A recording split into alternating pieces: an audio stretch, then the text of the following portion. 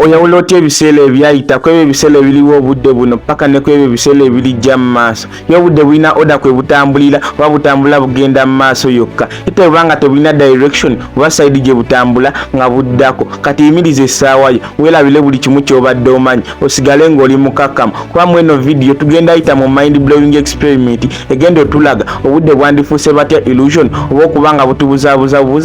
oba nga tebutegeerekeka mu mwaka gwa 1915 Albert Einstein ya publishing a lawyer ya relativity ngelo no yakyusa ele ekyakyusa ate jasigala ng'ekyusa engeri gye tutegeeramu obudde kati mweno theory yannyonnyola nti amateeka ga physics agafuga buli kintu ekitali mu ttambula geegamu ngera kino kinyonnyola omuntu ali ku ttaka wanalaba mu mmotoka ng'etambula abaalaba abantu abali mu mmotoka batambulira ku speed y'emu n'emmotoka olw'okuba speed y'emmotoka eba eri relative obanga ekwatagana n'ekifo wayimiridde ku ttaka niba abantu ababeera mu mmotoka babeera beeraba nga bali stationary obanga tebatambula kubanga motion yaabwe ebeera ekwatagana ne speed y'emmotoka nga kwotadde n'ebyo ebintu ebibeetoolodde oba ebiri wabweru kati Albert Einstein yakiraba nti theory ya general relativity yali ekola ku buli kintu kyonna ekiri mu universe yaffe n'ekintu kyokka kye yali eganye okukolako kyali kitangaala oba light olwokuba kyali kitambulira ku constant speed oba speed etakyukakyuka era kino kyamuviirako okufuna link eri wakati wa space ne time kyeyava atondawo kye twandiyise space time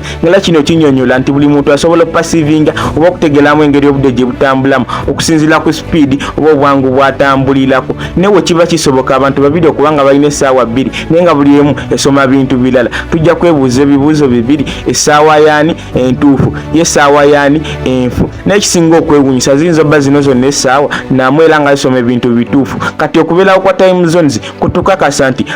kiyinza obba buli muntu alina essaawa ng'esoma bintu byanjawulo ku buli katikitiki ng'ate obudde bwe bumu kati tutwala entambula y'obudde okubanga eri objective oba universal olw'okuba abantu basazeewo embeera y'emu okubanga batambulizaamu obudde bwabwe obuli bize n'okubanga babeera ku peegi y'emu ne banneighbours baabwe paka ne kwaba abantu abali wabweru w'amawanga oba abali ewala kati entambula y'obudde yandibadde y'engeri entuufu okubanga tutrackingamu ebiseera ebyayita ebiseera ebiriwo obudde buno paka ne kwebyo ebiseera ebirijja mu maaso naye singa okitegeera nti ebiseera ebyayita ebiseera ebiriwo obudde buno paka ne kwebyo ebiseera ebirijja mu maaso bisobola obbeerawo ku mulundi gwe gumu oyinza obutategeera budde bulungi oba ne bukubuzaabuza bw'otunula mu bbanga ku budde obw'ekiro osobola ofuna omukisa ogulaba ku munyenye emanyikiddwa ennyo nga Proxima Centauri ngene emunyenye eddako ng'ovudde ku musana gwaffe ngera eri 4 light years okuva planet Earth meaning ekitangaala ky'oba olaba kiba kiyiseeko emyaka 4 miramba ngera eno osinga emunyenye ebaluka kikijja tutwalira emyaka 4 mirambo kitegeera nti yabaluka olw'okuba speed y'ekitangaala esigala eri constant oba nga tekyukakyuka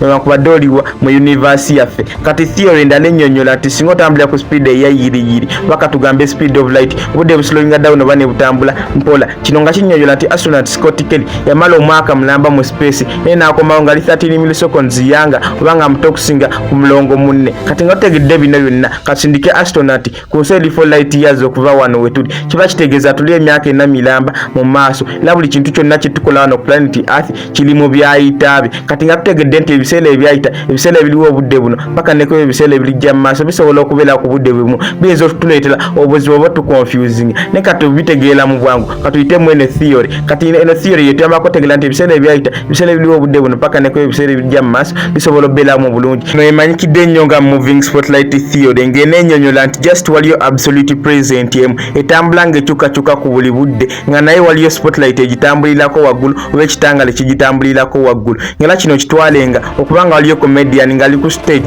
naye nga buli budde atambula n'akyusakyusa ebifo era n'akyusa ne byabadde ayogera ngera kino yengeri n'eno moving spotlight theory yeyandikozeemu nga just waliyo ekitangaala ekimutambulirako waggulu naye nga tegedde nayona information tulaba nti teri objective past objective present nga kwotadde ne objective future naye nga time illusion ekwatiddwa mu biseera byaffe bye tujjukira oba ebijjukizo byaffe experiences oba ebintu bye tuyitamu nga kwotadde ne plans z'olina z'oteeseteese mu maaso naye ng'oziteeseteekedde ddala bulungi naye ng'ojja ziyitamu kati newankubadde oliwa mu universe yaffe oba otambula ku speed ki enteekateeka yo tesobola faanagana na ya muntu mulala oba okozesa modern technology oba technology owedda oba gogenda nakiriwo wali ekifo ekiri ku universe yaffe ekikulindiridde oba ekifo ekituufu eri gwe naye ng'okituukako kijja kutwalira emyaka mingi naye singa otambulira ku speed emala ojja tuukayo mu budde obw'amangu. Obadde ku Alpha Soloni Tech, tolabire okulikinga okusharinga okukomentinga nga kotadde ne followinga naye tolabire ogenda ku YouTube channel Alpha Soloni Tech nosobola osubscribinga n'otegattako nokutegeera science n'ebintu byonna ebirala byewandyetaaze okumanya.